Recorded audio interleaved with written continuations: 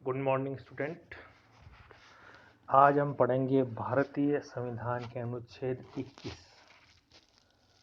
Article 21।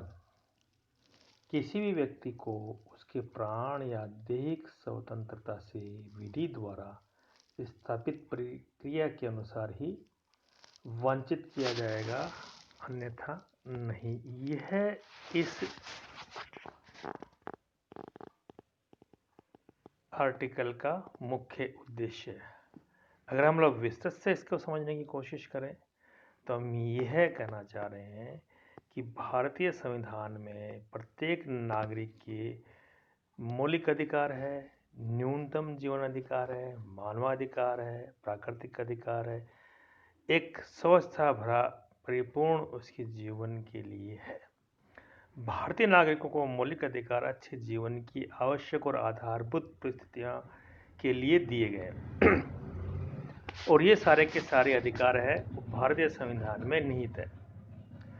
नागरिकों के मौलिक अधिकारों का हनन नहीं किया जा सकता, लेकिन कुछ समय हम ये देखने को मिल रहे हैं कि उन्मादी भीड़ द्वारा आंदोलन, उत्पात, रेल और सड़क रोकना और जन सामान्य का मॉब लिंचिंग के माध्यम से या नाम से हत्या करना। तो यह अधिकार किसे दिया और किसने लिया, इसकी अगर हम चर्चा करें तो अनुच्छेद 21 है वो इस तरह की किसी भी प्रकार के जघन्य अपराध, हत्याकांड, किसी व्यक्ति के जीवन छीनना के विरुद्ध आपको अधिकार देता है और सरकार का यह दायित्व है कि वह समय समय पर इसकी पालनार्थ निहित विधि अंतर्गत एजेंसीज के माध्यम से ठोस कदम उठाए। संविधान में जीवन के अधिकार को मूल अधिकार की श्रेणी में रखा गया है। संविधान 19 अनुच्छेद 21 ये कहता है कि किसी भी व्यक्ति को विधि द्वारा स्थापित प्रक्रिया के अतिरिक्त उसके जीवन और व्यक्तिगत स्वतंत्रता के अधिकार से वंचित नहीं किया जा सकता। अनुच्छेद 21 जो विधि द्वारा स्थापित प्रक्रिया के अनुसार ही होने वाले कार्यों को छोड़कर जीवन या व्यक्तिगत स्वतंत्रता में राज्य के अतिक्रमण से बचाता है, यानी राज्य भी आपके जीवन में अधिक हस्तक्षेप नहीं कर सकता है। 1978 के एक मामला है जिसमें भारतीय संघ बना मेनका गांधी के नाम से जाना जाता है। इसमें यह कहा गया है कि जीवन का अर्थ एकमात्र जीव के अस्तित्व से कहीं अधिक है। जीवन मानवीय गरिमा के साथ अर्थपूर्ण, पूर्णतः जीने योग्य होना चाहिए। अनुच्छेद 21 के अंतर्गत बहुत सारे अधिकार है जिनमें आजीविका, स्वच्छ पर्यावरण, बेहतर स्वास्थ्य, अदालतों में त्वरित सुनवाई तथा कैद में मानवीय व्यवहार से संबंधित अधिकार।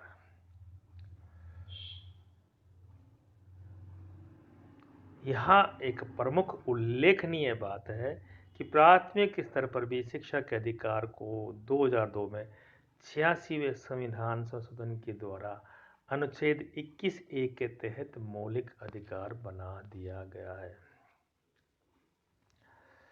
यदि हम बात करें कि अनुच्छेद 21 का किस प्रकार से और कौन जो है वो उल्लंघन कर रहा है, तो कुछ व्यक्ति जो धर्म के नाम पर, संप्रदाय के नाम पर, पंथ के नाम पर, जाति के नाम पर या सामान्य प्रतिष्ठा के नाम पर लोगों के अधिकारों का उल्लंघन कर रहे हैं। उदाहरण के तौर पर हाल ही में अगर हम झारखंड का एक उदाहरण लें तो गोमांस ले जा रहे एक वाहन चालक को पीट कर मार डाला, जबकि होना यह चाहिए था कि जीवन के मौलिक अधिकारों के उल्लंघन का चार्ज लगा करके ऐसे व्यक्तियों को जिन्होंने उसकी हत्या की उन्हें संविधान के तहत गिरफ्तार किया जाना चाहिए, लेकिन ऐसा हो नहीं रहा है। यानी कहीं गाय के नाम पर, कहीं धर्म के नाम पर, कहीं बेईमानी और शक्को शुबों से ग्रस्त भीड़ हत्या पर उतारू हो रही है। यह दृश्य हमारे अब देश में में आम होते जा रहे हैं, जो कि सरकार की निश्चित विफलता की ओर इंगित करते हैं। यह सिलसिला कश्मीर से लेकर कन्याकुमारी तक जारी है। इससे भी खतरनाक यह रवैया है कि इन हत्याओं को किंतु परंतु लेकिन लगातार सही ठहरा कर हम लोग किसी भी प्रकार से न्याय स्थापित नहीं कर रहे हैं। इससे हत्या करने वाले व्यक्तियों को क्षय मिल रहा है और राज्य एक घृणित अवसाद से ग्रसित होता जा रहा है। ये सब जब हो रहा है, जब महज आपराधिक कृत्य मानकर सामान्य कानून के तहत कार्य करना भी शायद अमल में नहीं आ पा रहा है, जबकि ज़रूरत इस बात की है कि हम इस तरह की किसी भी कार्यवाही का कठोरता से विरोध करें और हमारे मूल अधिकारों की रक्षा के लिए जनमानस आम नागरिक को आगे आने के लिए कहें। हालांकि अगर हम लोग इवेल्युएट करें स्थिति का, तो हम ये कह सकते हैं कि समाज में हिंसक लोगों की संख्या आज भी बहुत कम है, लेकिन अपराध को जायज़ ठहराना या चुप्पी ओढ़ लेना अपराधियों का मनोबल बढ़ाने जैसा है।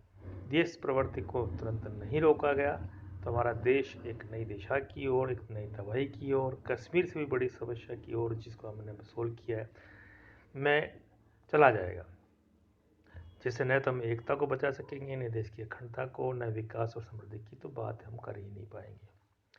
धर्म, जाति, व्यवसाय और वैचारिक भिन्नता के आधार पर हो रहे ये हत्याकांड इस आर्टिकल के तहत रोके जा सकते हैं और आदमखोर भीड़ तंत्र को सामान्य भीड़ तंत्र में बदलने का हम प्रयास कर सकते हैं, जो कि हमारे देश की वर्तमान समस्या सबसे गंभीर है।